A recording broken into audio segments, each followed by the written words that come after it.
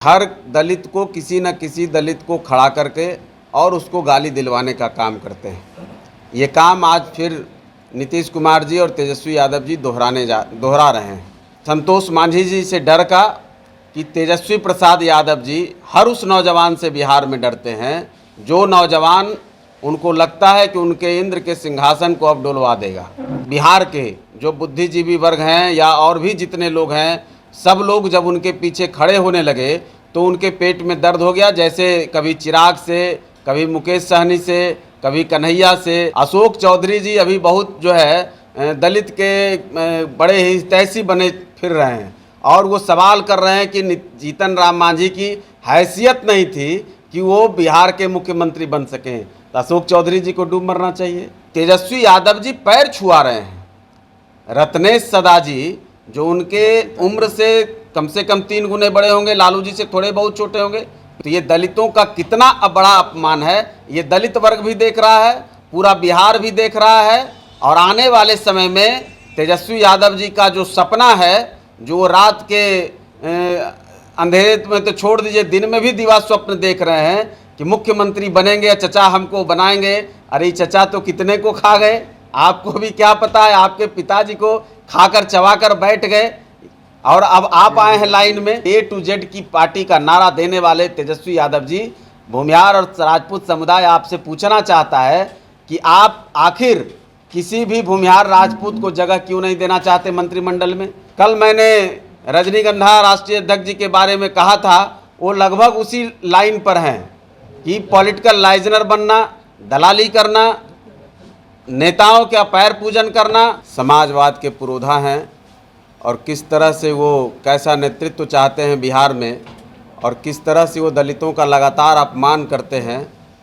और जिस तरह से हमारे नेता डॉक्टर संतोष कुमार सुमन जी के मंत्री पद से इस्तीफ़ा देने के बाद और अपने अस्तित्व और स्वाभिमान की रक्षा के लिए जो कदम उन्होंने उठाया, उसके बाद उन लोगों के पेट में दर्द है।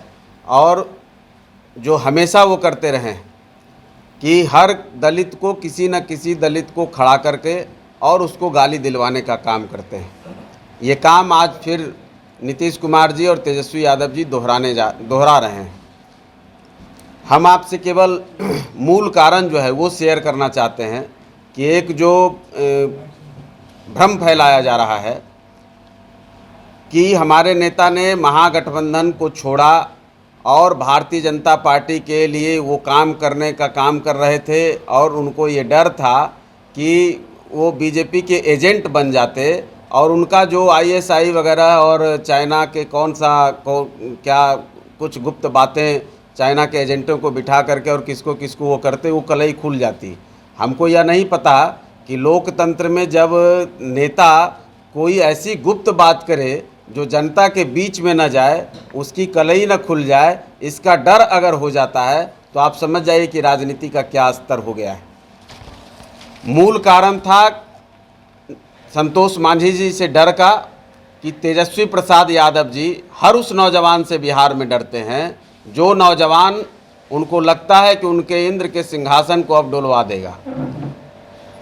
जब संतोष मांझी जी बिहार में गरीब संपर्क यात्रा पर निकले और जो उनका एक पढ़ा लिखा होने का, एक सुसंस्कारित, एक सुविचारित, एक मुस्कुराता हुआ चेहरा जब लोगों के बीच में गया और बहुत ही पॉपुलर होने लगा कि नौजवान और जितने भी बिहार के जो बुद्धिजीवी वर्ग हैं या और भी जितने लोग हैं, सब लोग जब उनके पीछे खड़े होने लगे तो उनके पेट में दर्द हो गया। जैसे कभी चिराग से, कभी मुकेश सहनी से, कभी कन्हैया से, इन सब से तेजस्वी यादव जी को घबराहट होने लगती है। और घबराहट का कारण भी है कि जब नेता का एक परसेप्शन बनने लगा और बिहार से एक बात जाने लगी पूरे देश और दुनिया में कि हाँ, दलित वर्ग में अब कोई एक ऐसा पढ़ा लिखा नौजवान जो सबसे निचले पायदान में लोग गिनते हैं, उस समाज से उभर कर आया है। और अंबेडकर जी के बाद जिस तरह से बाबू जगजीवन राम, फिर कह लीजिए तो राम सुंदर दास जी, भोला पासवान शास्त्री जी, राम सुंदर दास जी और जीतन राम मांझी के विरासत को आगे बढ़ाने के लिए इन लोगों के लिए चैलेंजिंग होने वाला है। तो ऐसा डर गए, ऐसा घबरा गए कि नीतीश कुमार जी के साथ जाकर के एक साजिश रची और इस पार्टी के अस्तित्व को समाप्त करने का उन्होंने एक ये ड्रामा रचा और सब कुछ वो उनकी आदत के अनुरूप अब अफवाह फैला रहे हैं, गाली दिलवा रहे हैं। तो ये तो खैर उनकी अपनी जो नियति है, जो उनका नीति है, उसके अनुरूप वो काम कर रहे हैं। लेकिन हमको हैरानी होती है कि वो गाली किससे दिलवा रहे हैं? वो गाली दिलवा रहे हैं कुछ लैंडलेस नेताओं से। आप लोग भी समझ रहे होंगे, अशोक चौधरी जी अभी बहुत जो है दलित के बड़े ही तैसी बने फिर रहे हैं और वो सवाल कर रहे हैं कि जीतन राम मांझी की हैसियत नहीं थी कि वो बिहार के मुख्यमंत्री बन सकें। तो अशोक चौधरी जी को डूब मरना चाहिए। कहीं देखें चुल्लू भर पानी कि एक दलित की इतनी हैसियत नहीं है कि वो बिहार का मुख्यमंत्री बन सके। ये उनके विचार हैं। ये किसके विचार हैं? जो दलित वर्ग में दलित के नेताओं का जो चरित्र है। इनको कैसा नेता चाहिए? इनको पैर पूजने वाला नेता चाहिए। तेजस्वी प्रसाद यादव जी को यह बताना चाहिए, उनको माफ़ी मांगनी चाहिए कि दलित वर्ग से आखिर क्या उम्मीद करते हैं कि एक पढ़े लिखे नौजवान संतोष मांझी के विकल्प के रूप में किन लोगों को लाया। खैर हमारी रत्नेश सदा जी से पूरी कह लीजिए कि अपना हम उनको शुभकामना देते हैं कि वो आगे बढ़ें। उनको मौका मिला है, संतोष मांझी जी को गाली दें, जीतन राम मांझी जी को गाली दें, हो सकता है कुछ और दे दें। ऐसा ही होता रहा है। आज जिस दशरथ मांझी जी को हम लोग जो है दिल्ली तक यात्रा कर रहे हैं भारत रत्न दिलाने के लिए, उनके परिवार की क्या स्थिति थी, आज वो लोग क्या कर रहे हैं। उनके बेटे को, जो कि बेचारे इतने सीधे साधे हैं कि कुछ नहीं मतलब कभी ध्यान नहीं दिया, आज उनको पार्टी में ला करके फ़ोटो दिखा रहे हैं। तो खैर ये तो उनका चरित्र है। हम अपनी पूरी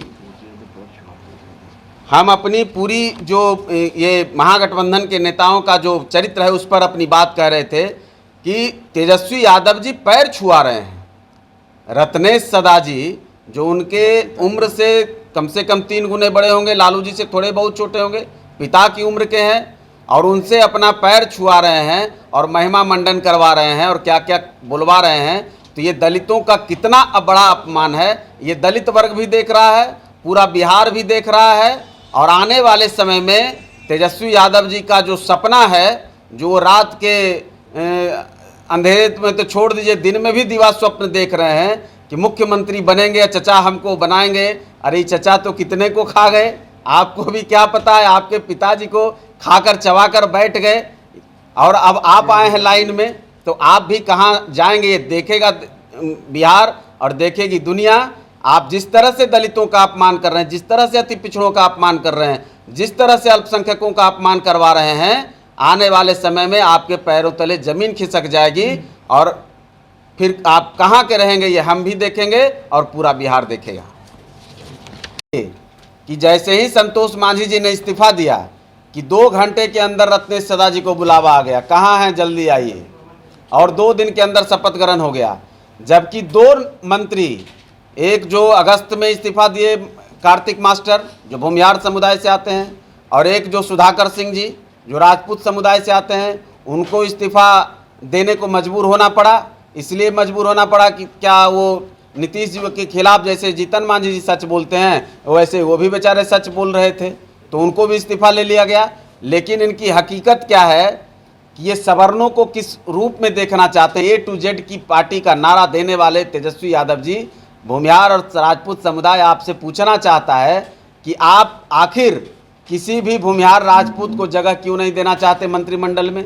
5 मंत्रिमंडल पर अपना बैठ गए हैं, न फाइल देखना, न मंत्रालय देखना, न कुछ करना, और उसके बाद एक सवर्ण समुदाय को ठगने का काम, उनके नौजवानों को उलझान करके अपने साथ लाने का प्रयास करना, और जब समय आया तो उनको मक्खी की तरह निकाल कर बाहर फेंक देना, ये उनके राजनीतिक चरित्र को उजागर कर रहा है।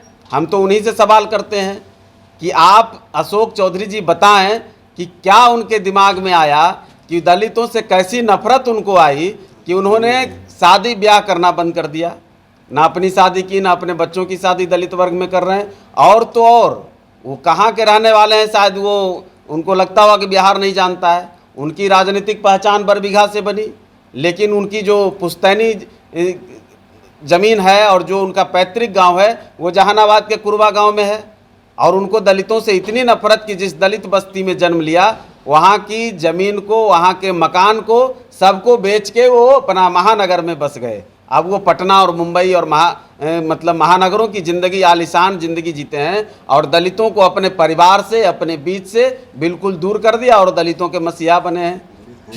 चुनाव लड़ते नहीं, दलित हैं नहीं, दलित उनको मानते नहीं, और फाइल्ड होकर करके वो, कल मैंने रजनीगंधा राष्ट्रीय अध्यक्ष जी के बारे में कहा था, वो लगभग उसी लाइन पर हैं कि पॉलिटिकल लाइजनर बनना, दलाली करना, नेताओं का पैर पूजन करना, और तो और वो उसके भी नहीं हुए, वो कहाँ से राजनीति में आए हैं। आज राजू बाबू का परिवार, आज राजू बाबू की आत्मा रो रही होगी कि कैसे राजू बाबू ने उस परिवार को स्थापित किया राजनीति में। उनका भी खात्मा करने में अब क्या रहा नहीं रहा ये राम जाने, कोर्ट जाने, जो भी जाने, लेकिन एक जनता के बीच में जो चर्चा होती है, और उस परिवार के बेटे को फंसा करके राजनीतिक जाल में कांग्रेस को तोड़ने का काम किया, कांग्रेस से उनको ला करके जनता दल यूनाइटेड में अपने केस को खत्म करवाने के लिए साजिश रची, और फिर जब केस खत्म हो गया तब उस परिवार को भी देखिए सुदर्शन जी को कैसे बेइज्जत करा रहे हैं। तो ये तो अशोक चौधरी जी का राजनीतिक चरित्र है, और नीतीश कुमार जी का राजनीतिक चरित्र है कि खुद तो चुनाव लड़ते नहीं, खुद तो 20-25 सालों से चुनाव से दूर हो गए, और अपने अगल बगल देख लीजिए कैसे लोगों से क्या कहलवा रहे हैं। एक संजय झा जी हैं, हवाई जहाज़ वाले नेताजी, वो कहते हैं कि मांझी जी स्वतंत्र हैं, जिस पार्टी में जाएं। तो हम तो स्वतंत्र हैं, हम तो कब का अपनी पार्टी बना चुके हैं। संजय झा जी आप रहिए, अब बिना जनता के बीच में जाके मक्खन मलाई खाइए, अब बड़ा बड़ा मंत्रालय देखिए। तो ऐसे लोगों से घिर गए हैं नीतीश कुमार जी, जिनका कोई राजनीतिक वजूद नहीं है। तो ये तो दूसरा, अशोक चौधरी जी को चैलेंज है हम पार्टी का कि वो बिहार में कोई भी एक क्षेत्र चुन लें। ऐसे तो उनको कोई क्षेत्र है नहीं, कहीं से चुनाव लड़ने की बेचारे की ज़मीन है नहीं, मुखिया का चुनाव तो कभी जीत नहीं पाएंगे अब, लेकिन क्षमता अगर है तो अपने नेता को कहें एक सीट उनको चुन कर दें, और वहाँ से हमारी पार्टी का एक साधारण कार्यकर्ता, जैसे हमारे नेता ने प्रफुल्ल मांझी जी को विधायक बना दिया, वैसे कोई साधारण कार्यकर्ता अगर उनको जाकर न पटक दे, तब फिर हम पार्टी उनके आगे हार मान लेगी, और मान लेगी कि हमारी हैसियत नहीं। और अशोक मांझी जी इंटरनेशनल नेता, ये अशोक चौधरी जी इंटरनेशनल दलितों के नेता हैं, हालांकि दलित तो है नहीं। अब बाकी तो आप समझिए। लाइव बिहार यूट्यूब पर सब्सक्राइब और फेसबुक पर लाइक जरूर करें।